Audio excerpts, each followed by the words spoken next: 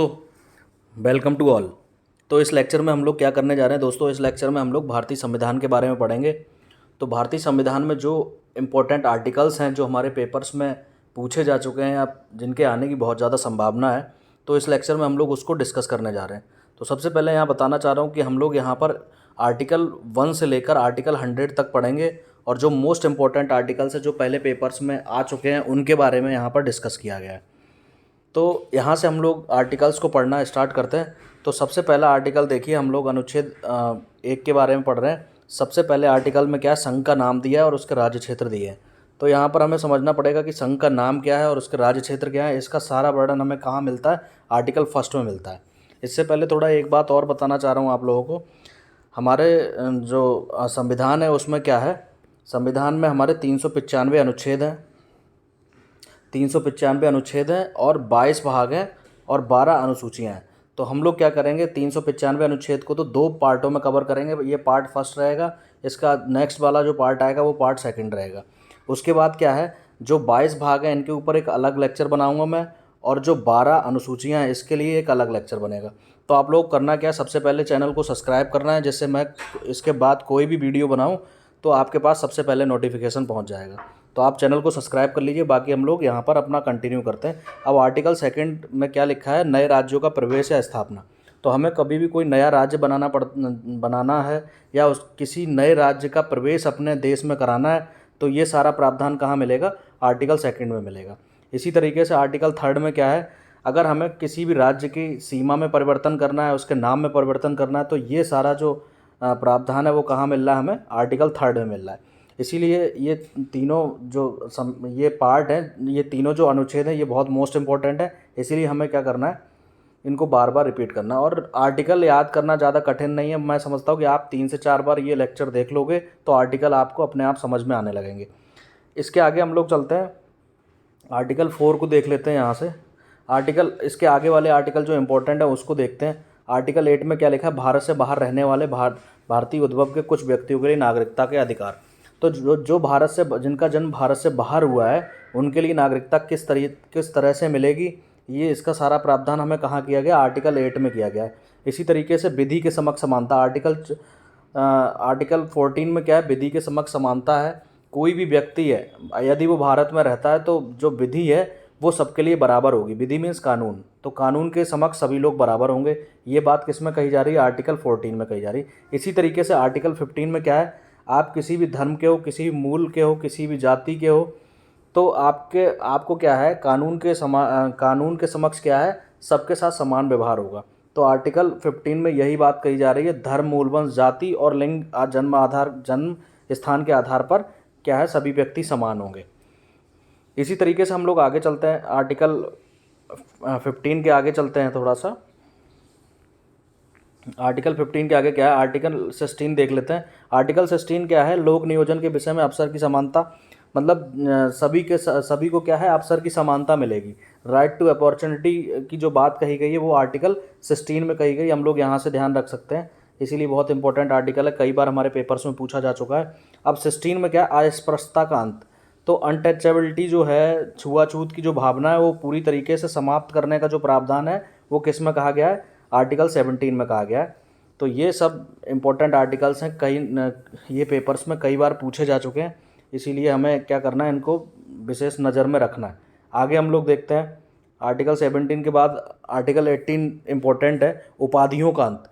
देखिए, स्वतंत्रता से पहले हमने देखा कि लोग बहुत सारे टाइटल्स को धारण करते थे, जैसे नवाब हो गया, जैसे आपने सुना होगा अवध के नवाब, रामपुर के नवाब, हैदराबाद के निज़ाम। तो भारतीय संविधान के अनुसार क्या किया गया, सभी जितने भी टाइटल्स हैं, जितनी भी उपाधियां हैं, उनको समाप्त कर दिया गया है। अब भारत सरकार अपनी उपाधि देगी, जैसे भारत रत्न हो गया, पद्म भूषण हो गया। अब ये उपाधियां देने का अधिकार किसको रह गया है, भारत सरकार को रह गया है। तो इसमें आर्टिकल 18 में यही कहा गया है कि उपाधियों को पूरी तरीके से समाप्त कर दिया गया है। अब आर्टिकल 20 को देख लेते हैं। आर्टिकल 20 में क्या है, अपराधों के लिए दोष सिद्धि का अधिकार है। तो कोई भी अपराध अगर किसी व्यक्ति ने किया है तो उसको दोष सिद्धि करने का भी अधिकार उसके पास होगा। आगे हम लोग देखते हैं, सबसे मोस्ट इंपॉर्टेंट आर्टिकल है आर्टिकल 21। आर्टिकल 21 में कहा गया है कि प्राण एवं दैहिक स्वतंत्रता का अधिकार है। यदि किसी व्यक्ति को ये लगता है कि कोई व्यक्ति अगर उस पर जानलेवा हमला करता है या कुछ उसके साथ अनहोनी होने वाली होती है या कुछ उसको हानि होने वाली होती, तो अपने प्राण की रक्षा के लिए वो कुछ भी एक्शन ले सकता है। तो ये वाला जो आर्टिकल है वो हमें बताता है 21, प्राण एवं दैहिक स्वतंत्रता का अधिकार सभी व्यक्तियों को प्राप्त होगा। इसी तरीके से हम लोग आगे चलते हैं आर्टिकल 21 का। यहाँ देखिए एक चीज़ और समझनी पड़ेगी यहाँ पर, ये है 21 और ये है 21 का। तो यहाँ से का को समझना पड़ेगा, बस ये चीज़ हमें याद रखनी पड़ेगी। यहाँ से इंडिकेट कर रहा हूँ 21 का। तो ये का जो वर्ड है ये इंपॉर्टेंट है। तो यहाँ पर ये लिखा है 21 का में कहा गया है कि 6 से 14 वर्ष आयु के जो भी बच्चे हैं उनको शिक्षा का निःशुल्क शिक्षा दी जाएगी। तो 6 से 14 वर्ष की आयु के बच्चों के लिए निःशुल्क शिक्षा का जो अधिकार है वो आर्टिकल 21 फर्स्ट में कहा गया है, 21 का में कहा गया है। इसी तरीके से अब हम आगे चलते हैं। आर्टिकल 22 में क्या कहा गया है कि गिरफ्तारी के संबंध में निरोध एवं संरक्षण। तो यदि किसी व्यक्ति को गिरफ्तार किया जाता है तो उस व्यक्ति के पास भी कुछ अधिकार होंगे, ये बात हमें कही जा रही है आर्टिकल 22 में। तो यहाँ से ये बात हमें याद रखनी है। आगे इसी तरीके से हम लोग देखते हैं जो आगे आर्टिकल है, आर्टिकल 23। देखिए बहुत मोस्ट इम्पॉर्टेंट आर्टिकल है, ये हमें समय समय पर भी देखने को मिलता है कि मानव के दुर्व्यापार, यहाँ पर दुर होगा स्टूडेंट्स, दुर का मतलब बुरा होता है, मानव के दुर्व्यापार और बलात्श्रम पर रोक। देखिए आप किसी के साथ पहले हमने देखा कि मानव का व्यापार होता था, दास खरीदे जाते थे बाज़ारों में। अब इस प्रथा को पूरी तरीके से बंद कर दिया है। हमारे संविधान में लिखा गया कोई भी व्यक्ति मानव को ना खरीद सकता ना बेच सकता है, और किसी से क्या है ज़बरदस्ती आप श्रम नहीं करा सकते। यदि व्यक्ति की इच्छा होगी तभी वो आपका काम करेगा, श्रम करेगा, अदरवाइज़ नहीं करेगा। तो ये वाली जो बात है वो किस में कही जा रही है, आर्टिकल 23 में कही जा रही है। इसको भी आप लोग याद रखेंगे। अब देखिए यहाँ पर छोटे बच्चों के लिए भी क्या कुछ बातें कही गई हैं। आर्टिकल 24 में क्या कहा गया है, कारखानों में बालकों के नियोजन का प्रतिषेध। अभी जितने भी जोखिम भरे काम हैं उनमें बालकों को नहीं लगाया जाएगा। तो ये भी इम्पोर्टेंट आर्टिकल है। यहाँ से दोनों आर्टिकल इम्पोर्टेंट है, इनको आप याद रखना, क्योंकि ये दोनों कई बार पेपर में आ चुके हैं। मैंने कई सारे पेपर दिए हैं और अब भी देता हूँ। ये सारे इंपॉर्टेंट आर्टिकल्स हैं, इनको एक एक बार ज़रूर आपको ध्यान रखना पड़ेगा। अब इसी तरीके से हम आर्टिकल 25 की बात करते हैं। अब क्या है, आर्टिकल 25 में क्या कहा गया, अंतःकरण और धर्म को अबाध रूप से मानने की स्वतंत्रता। यहाँ अवैध नहीं होगा, अबाध होगा, अबाध। तो 25 में कहा गया अंतःकरण एवं धर्म को अबाध रूप से मानने की स्वतंत्रता। तो कोई भी व्यक्ति है क्या कर सकता है, किसी भी धर्म को स्वीकार कर सकता है, अपने आप उसको प्रचार करने की स्वतंत्रता उसको दी गई है, हमारे संविधान में कहा गया है। तो ये सारे जो सब आर्टिकल, ये जो प्रावधान है वो किस में है, आर्टिकल 25 में है। इसी तरीके से हम लोग आगे बढ़ते हैं, आर्टिकल 26। अब क्या है, आर्टिकल 26 में कहा गया धार्मिक कार्यों के प्रबंध की स्वतंत्रता। तो धार्मिक कार्य जितने भी हैं उनके प्रबंध की स्वतंत्रता जो है वो 26 में कहा गया है। आगे हम लोग इसी तरीके से 28 की बात कर लेते हैं, कुछ शिक्षा संस्थाओं में धार्मिक शिक्षा और धार्मिक उपासना में उपस्थित होने की स्वतंत्रता। तो यहाँ पर आर्टिकल 28 में कहा गया है अगर जो भी शिक्षा संस्थान है उसमें क्या है, धार्मिक शिक्षा और आप क्या कर सकते हो, धार्मिक उपासना में उपस्थित हो सकते हो। ये जो बात कही गई वो आर्टिकल 28 में कही गई है। तो यहाँ से हमें ये भी ध्यान रखना है कि ये सारी बातें जो है आर्टिकल 28 की है, आर्टिकल 28 की है। आगे हम लोग इसी क्रम में आगे चलते हैं। आर्टिकल 29 और 30 बहुत इंपॉर्टेंट है क्योंकि अल्पसंख्यकों के बारे में यहाँ पर बात कही गई है। तो आर्टिकल 29 में कहा गया है कि अल्पसंख्यक वर्गों के हितों का संरक्षण। तो जो माइनॉरिटी वर्ग के लोग हैं उनके लिए जो उनके हित का संरक्षण है वो किस में कहा गया है, 28 में कहा गया है। इसी तरीके से 30 में क्या कहा गया है कि जितने भी अल्पसंख्यक वर्ग के लोग हैं वो क्या है, शिक्षण संस्थाओं को स्थापित कर सकते हैं, शिक्षण संस्थाओं को स्थापित कर सकते हैं और उन पर प्रशासन भी कर सकते हैं। तो देखिए दोनों चीज़ें हमें यहाँ समझ लेनी है। अभी ये सारे ये दोनों जो अनुच्छेद हैं वो किससे संबंधित है, अल्पसंख्यक वर्गों से संबंधित है। तो ये क्वेश्चन भी कई बार पेपर में आ चुका है कि अल्पसंख्यक वर्गों के हितों का संरक्षण कौन से आर्टिकल में पूछा जा चुका है। तो ये 28 होगा यहाँ से। आगे हम लोग देख लेते हैं आर्टिकल 38, आर्टिकल 39 इंपॉर्टेंट आर्टिकल्स है। अब दोस्तों हम लोग कहाँ आ गए हैं, अब हम लोग पढ़ रहे हैं राज्य के नीति निर्देशक तत्वों के बारे में। ये कुछ पार्टों में डिवाइड है, एक एक करके मैं सारे पार्ट समझा दूंगा आपको नेक्स्ट वाले लेक्चर में, तो आपको यहाँ से अच्छी तरीके से और समझ में आएगा। अब यहाँ पर क्या है, आर्टिकल 38 क्या है, 38 में कहा गया राज्य लोक कल्याण की अभिवृद्धि के लिए कुछ सामाजिक व्यवस्था बनाएगा। तो राज्य का ये प्रमुख कर्तव्य होगा कि जो भी लोक कल्याण की बातें हैं या लोक कल्याण की जो सुविधा है वो सब ये राज्य प्रोवाइड करेगा। तो ये भी राज्य का एक प्रमुख कर्तव्य होगा, लेकिन इसके पीछे कोई कानूनी सख्ती नहीं है, ये कंपल्सन नहीं है कि राज्य ऐसा करेगा ही। ये राज्य के ऊपर छोड़ दिया गया है कि राज्य को ऐसा व्यवस्था करनी है, करनी पड़ेगी नहीं, क्योंकि ये इसके पीछे कोई कानूनी सख्ती नहीं है। आप इस मुद्दे को लेकर कोर्ट नहीं जा सकते, ये हमें बात यहाँ समझनी पड़ेगी। क्योंकि नीति निर्देशक तत्वों में क्या है, नीति निर्देशक तत्वों में बहुत सारी बातें राज्यों के लिए कही गई हैं। यदि राज्य उनको सक्षम है तभी करेगा, सक्षम नहीं है तो नहीं करेगा। इसको लेके हम कोर्ट नहीं जा सकते, इसलिए हमें ये बात समझनी पड़ेगी। आगे हमारा क्या है, आर्टिकल 39। आर्टिकल 39 में क्या है, राज्य के लिए कुछ अनुकरणीय तत्व दिए गए हैं। इससे पहले ही मैं बता चुका हूँ, राज्य के नीति निर्देशक तत्वों में बहुत सारी नीतियों के बारे में कहा गया है। तो ये सारी नीतियाँ राज्य लागू करने पर विचार करेगा, उसको क्या है, ये सारी नीतियाँ करनी ही नहीं पड़ेंगी। ये यहाँ पर कहा गया है कि इसके पीछे कोई कानूनी सख्ती नहीं है। तो यहाँ से ये बात समझनी है हमें। आगे हम लोग देख लेते हैं आर्टिकल 39 के आगे चलते हैं। जब आर्टिकल 39 का, देखिए ये जितने भी इनके आगे का और ABCD जुड़े हैं, ये हमें समझना पड़ेगा, ये सब संशोधन हुए हैं। तो संशोधन के बाद जो भी आर्टिकल जोड़े गए उनको अलग से हमने यहाँ पर डिस्क्राइब कर दिया अपने संविधान में। उनके आगे ABC या का खा गा करके जोड़ दिया है। तो ये जितने भी अलग से आर्टिकल मिलते हैं, ये आप लोग समझ लेना कि संविधान संशोधन के अनुसार जोड़े गए। अब 39 का में क्या कहा गया, 39 का में कहा गया है समान न्याय तथा निःशुल्क विधिक सहायता। सबके साथ समान न्याय होगा, सबको समान न्याय मिलेगा, और सभी को क्या है, यदि कोई गरीब व्यक्ति है तो उसको निःशुल्क विधिक सहायता भी दी जाएगी। ये किस में कहा गया है, राज्य के नीति निर्देशक तत्वों में कहा गया है। इसी तरीके से आर्टिकल 40 बहुत मोस्ट इम्पॉर्टेंट आर्टिकल है, कई बार क्वेश्चन पूछा जा चुका है। तो इसमें क्या है, ग्राम पंचायतों के गठन के बारे में कहा गया है। तो ये इंपॉर्टेंट आर्टिकल है, इसको ज़रूर आप लोग ध्यान रखेंगे। इसी तरीके से आगे हम लोग चलते हैं आर्टिकल 44, एक समान सिविल आचार संहिता के बारे में कहा गया है।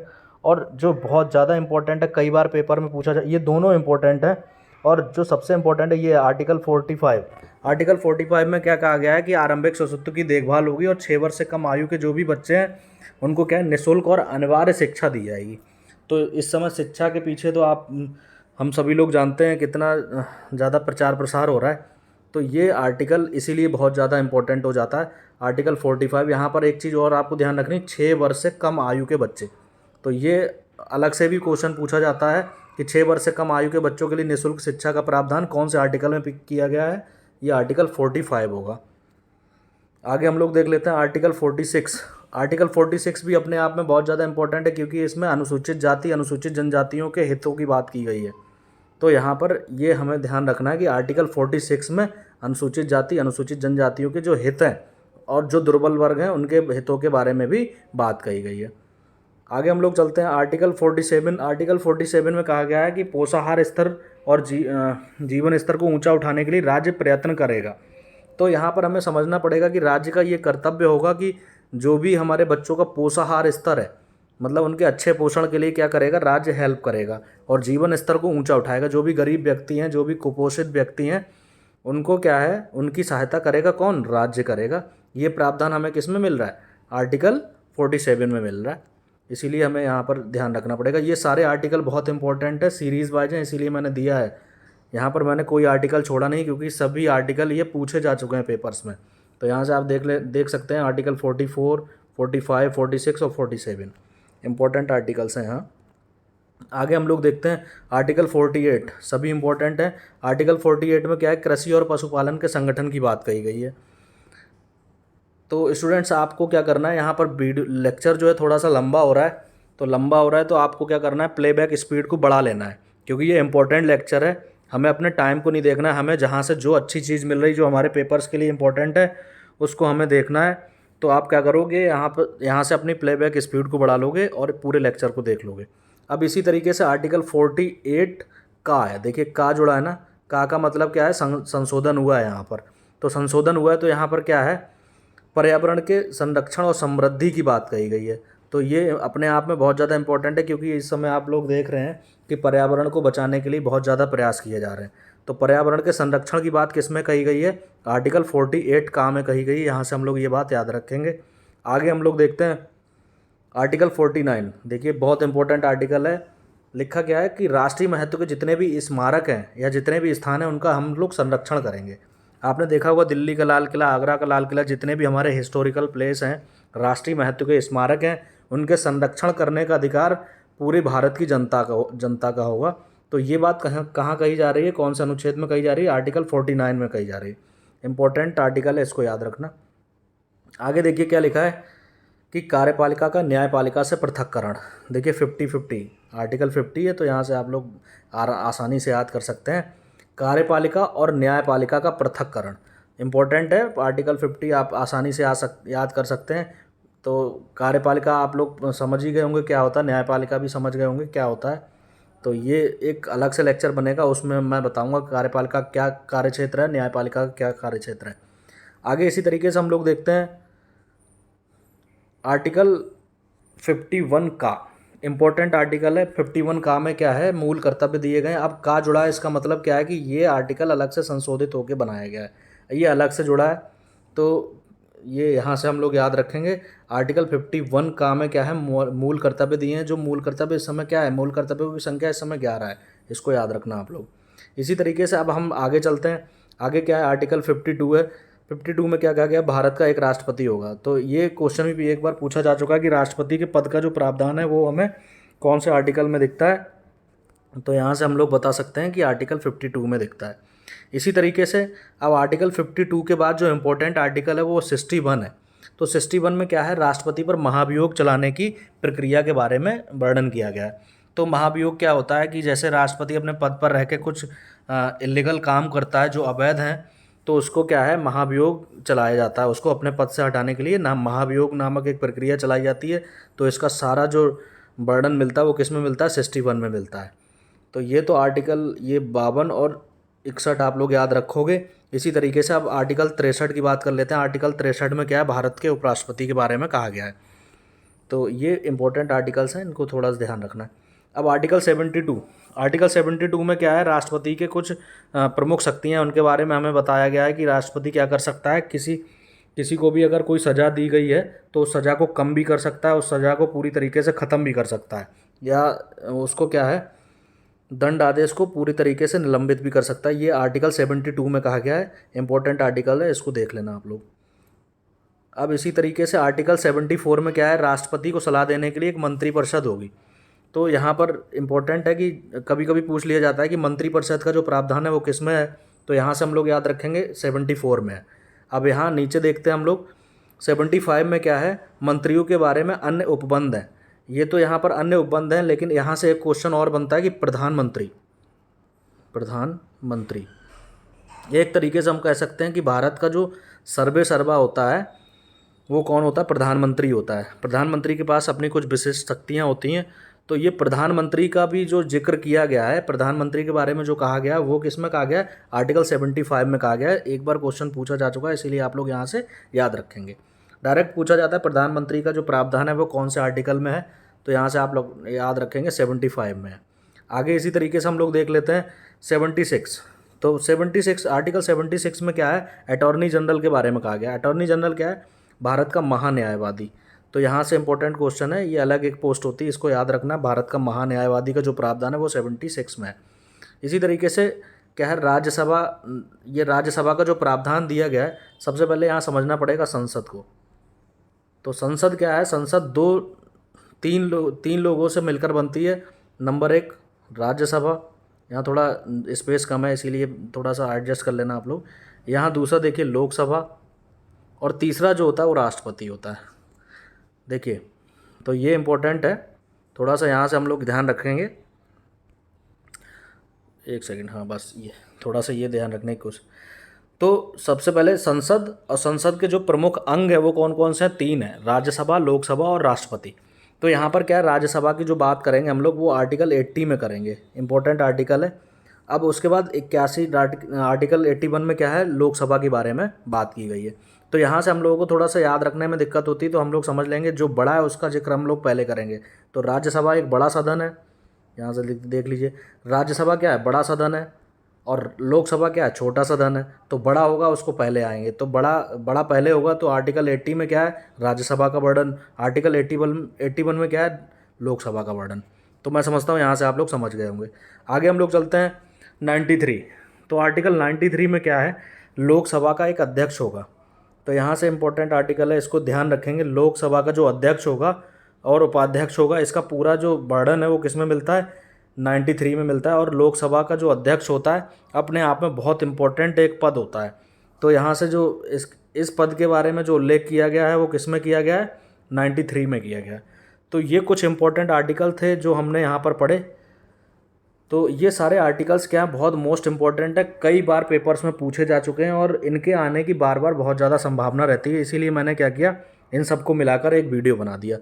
अब क्या है, आज हम लोगों ने 100 आर्टिकल तक 100 देखिए। अब thanks for watching, subscribe my channel. तो आपको क्या करना है, सब्सक्राइब करना है। अब इसके बाद हम लोग थोड़ा सा डिस्कस करते हैं। जैसे आज के लेक्चर में हम लोगों ने 100 आर्टिकल्स तक पूरा पढ़ लिया जो इंपॉर्टेंट आर्टिकल थे। अब नेक्स्ट टाइम हम लोग क्या करेंगे, एक अलग पार्ट आएगा, एक अलग मैं पार्ट बनाऊंगा, उसमें 100 से ज़्यादा, 100 से ऊपर के जो आर्टिकल है वो हम लोग डिस्कस करेंगे। तो आज के लिए इतना रखते हैं, बाकी नेक्स्ट टाइम मिलते हैं। Thank you very